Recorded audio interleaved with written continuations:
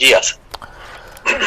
قبلہ اگلا سوال جو ہمارے پاس پہنچا ہے وہ ہے کہ ہاتھ پاؤں جو ہے وہ پھٹ جاتے ہیں، اس کا سبب بھی بیان فرمائیے اور اس کا علاج بھی بتائیے.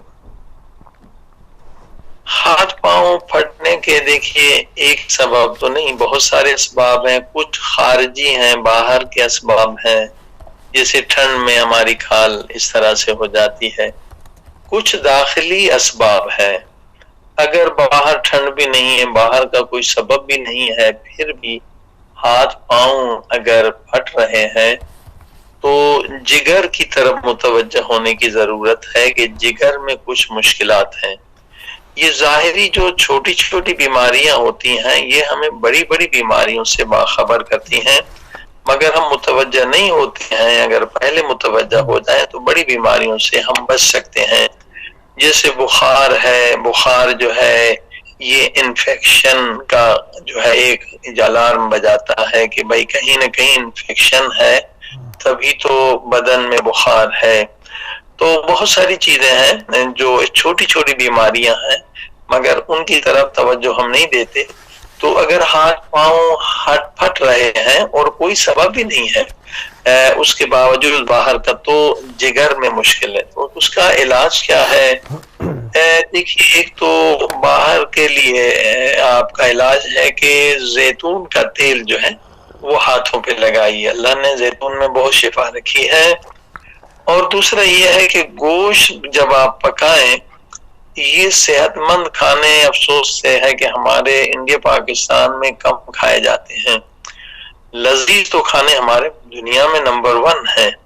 اس میں تو مغلوں نے اپنے باورچیوں سے بڑے کام لیے ہیں کہ لذت کے اعتبار سے پاکستان انڈیا میں جواب نہیں، مگر صحت کے اصول نہیں دیکھے گئے ہیں اور اس لیے یہ مشکلات بہت ہیں. دیکھیے ایک گوشت بنایا جاتا ہے صحت مند، اس میں آلو بخارا، سوکھے آلو بخارے ڈال کے، یہ زیادہ تر ایران میں یہ گوشت بنتا ہے. بہت لذیذ بھی ہو جاتا ہے، یعنی وہ کھٹا بھی ہو جاتا ہے، مزیدار بھی، اور وہ کئی بیماریوں کے لیے مفید ہے. خصوصاً جگر کے جو مریض ہیں جب بھی گوشت کھائیں تو سوکھے آلو پر پاکستان میں ملتے بھی کم ہے لیکن سکھائے جا سکتے ہیں.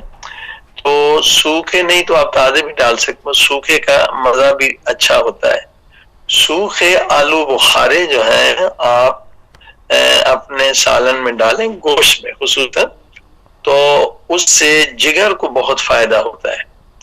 اور یہ انشاءاللہ کھانا بھی اگر پکانا شروع کریں گھروں میں تو اس کے اور بھی بہت سارے فوائد ہیں. اور پھر اگر آلو بخارا کالا ہے جسے پرون کہتے ہیں، پرون بھی وہاں کم بنائے جاتے ہیں، خشک نہیں ملتے ہیں، یورپ پورے میں ملتے ہیں، اس کے بہت فوائد ہیں. تو اگر پرون گوشت میں ڈال کے کھائیں تو جن لوگوں کو غصہ بہت زیادہ ہے ان کا غصہ بھی کم ہوتا ہے. اب یہ دیکھیے انرجی بھی مل رہی ہے اور آپ کی بیماریاں بھی ختم ہو رہی ہیں.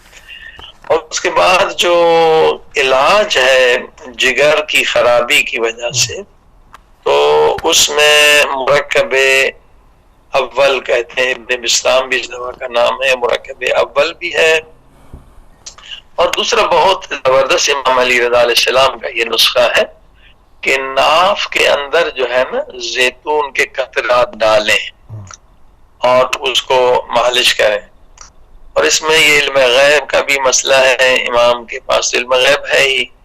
تو ایک صحابی کو امام نے اس طرح سے کہا اور دوسرے صحابی آئے تو انہیں کہا کہ آپ چند سیکنڈ میں یا منٹ تک وہاں پہ مالش کرتے رہیں ناف میں. تو دوسروں نے پوچھا کہ مولا ایک ہی بیماری تھی دونوں کی، ایک کے لیے تو آپ نے کہا کہ بس آپ قطرات ڈال دیں سونے سے پہلے ناف میں زیتون کے، اور دوسرے کو آپ نے کہا کہ جناب اس پہ آپ مالش کریں. اور دونوں مریض جو ہے وہ دوسرے کسی شہر سے آئے تھے، یہ بھی نہیں کہ امام کے مثلا نزدیکی صاحب میں بیمار تھے، آئے تھے شکایت کی. تو امام پاک نے فرمایا کہ جسے میں نے مالش کرنے کہا کیونکہ علم امامت سے میں جانتا ہوں کہ اس کے ناف میں سوراخ گودالی زیادہ، یعنی گہرا ہے زیادہ اس کا سوراخ، تو اسے ملنے کی ضرورت نہیں تھی. اور جو دوسرے کو میں نے بتایا تو اس کا ناف جو ہے اس میں زیادہ اندر سوراخ نہیں ہے تو وہ نکل جائے گا باہر، اس لیے میں نے کہا۔ تو خود امام رضا علیہ السلام کا یہ نسخہ ہے کہ زیتون کا تیل جو ہے وہ ناف میں کیا جائے۔